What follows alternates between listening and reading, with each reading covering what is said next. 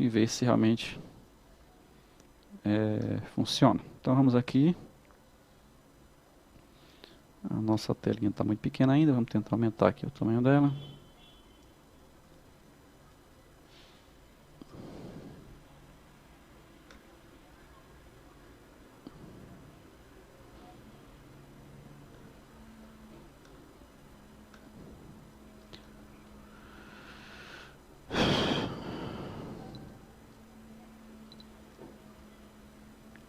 Então vamos executar aqui Python.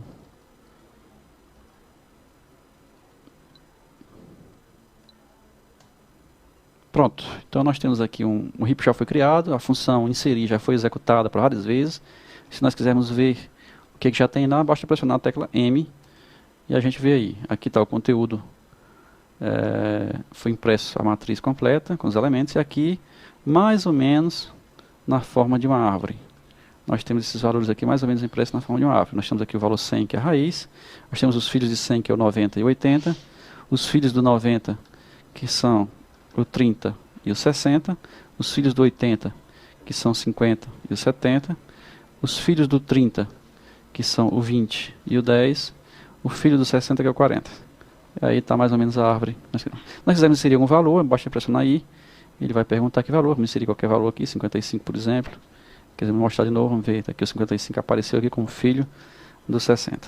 Quisermos inserir mais valores, podemos perfeitamente. Vamos inserir um valor maior do que a raiz, 120 por exemplo. E vamos ver, ó, 120 agora tomou o lugar da raiz. E a raiz passou a ser filho do 120. E aí nós temos o filho do 120, o filho do 100, 80, 70 e assim por diante. Bom, vamos inserir mais outro elemento. Vamos inserir 150 acima da raiz, sei lá. E você vai mostrar de novo. Está aí o 159 tomando de conta de tudo. Se quisermos remover, R, remove a raiz. Mostrar, removemos o 150. R, remove a raiz. Mostrar, removemos o 120.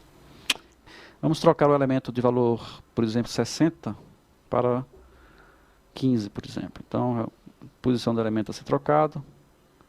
Temos que saber a posição. A posição do elemento 60 é a 0, 1, 2, 3, 4. Posição 4. Então, nós digitamos aqui posição 4. Aí, qual é o valor? Nós queremos trocar o 60 por 15. Enter. Fizemos isso. M mostrar. Pronto. Observe que o 60 não existe mais. Quem está aqui agora é o 15. Está perfeito em sua posição. Então, com isso nós ilustramos as principais, as básicas operações que são feitas com heaps. Deixamos aí para você estudar as aplicações. Você vai estudar aí como é que eu aplico isso em árvore de período, como é que eu uso essa estrutura matemática que eu tenho disponível, como é que eu uso essa ferramenta em implicações do mundo real. Deixo para você fazer essa pesquisa. E aí você pode também tentar outras operações com o heap.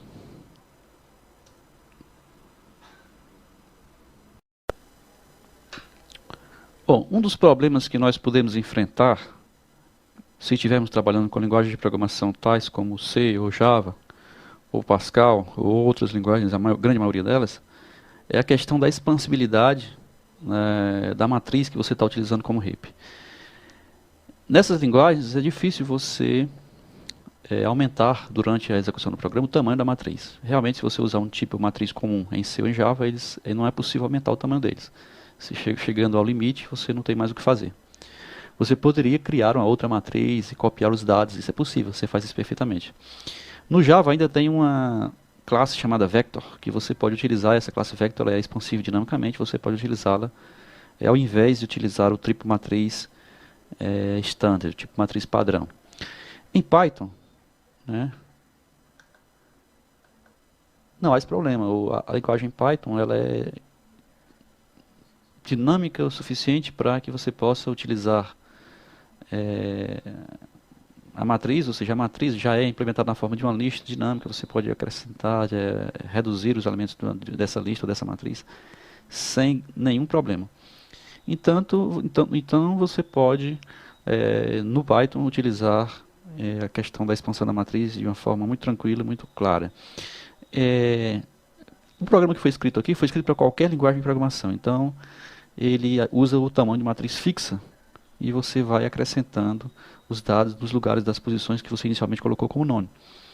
Isso foi feito para facilitar a migração para outras linguagens. No entanto, Se você quiser usar os recursos específicos do Python, já com a capacidade de crescimento dinâmico das listas e assim por diante, você pode e deve. Então fica mais uma tarefa para você, é reescrever o programa que foi colocado aqui, de forma a utilizar melhor os recursos da linguagem Python. É isso aí, então deixe isso aí como tarefa para você reescrever o programa de forma a utilizar melhor os recursos do Python. Bom, o heap, a estrutura de dados heap, ela dá margem à utilização de um método de ordenamento muito prático e muito eficiente. Quase tão eficiente quanto o quicksort que nós vimos nas aulas passadas lá no começo do curso.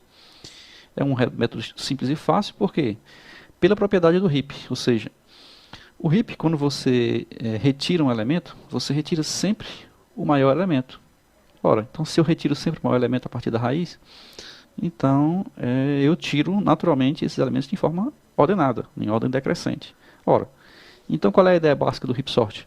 Você pega os elementos aleatórios, insere esses elementos em um heap e depois retira esses elementos do heap um a um. Esses elementos retirados do heap já vêm automaticamente ordenados. Então essa é a ideia do heap sort.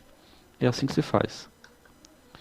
Bom, como é que eu farei então o heap sort? É muito fácil, são dois laços. Um laço para inserir os elementos. Então, por exemplo, aqui você poderia pegar um J em range do tamanho e você inserir elemento por elemento da matriz bruta lá que você tenha.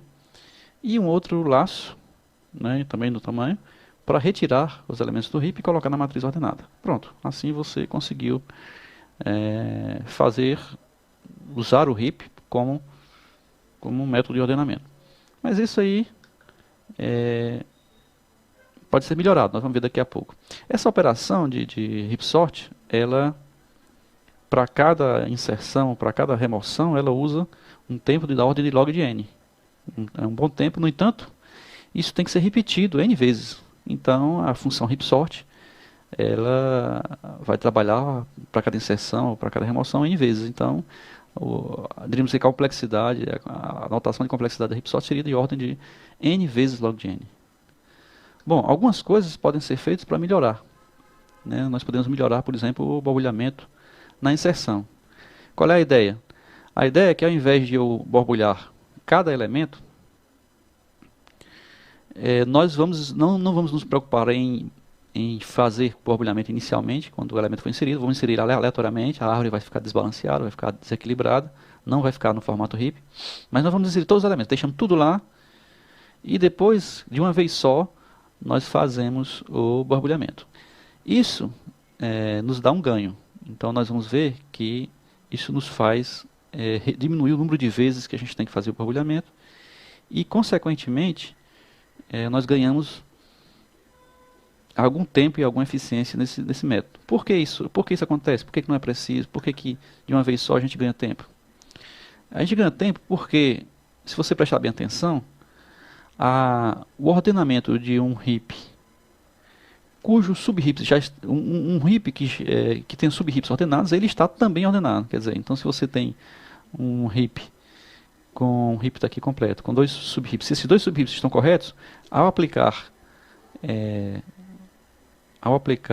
a função de borbulhamento ao heap maior, se ele já tem os heaps internos ordenados, então ele automaticamente se ordena e assim por diante. Então eu vou partir do princípio de ordenar os heaps menores, aplicar o borbulhamento nos heaps menores, depois nos sub-heaps, depois eu aplico o borbulhamento nos heaps contendo os sub-heaps e assim por diante. Então eu vou numa abordagem de baixo para cima.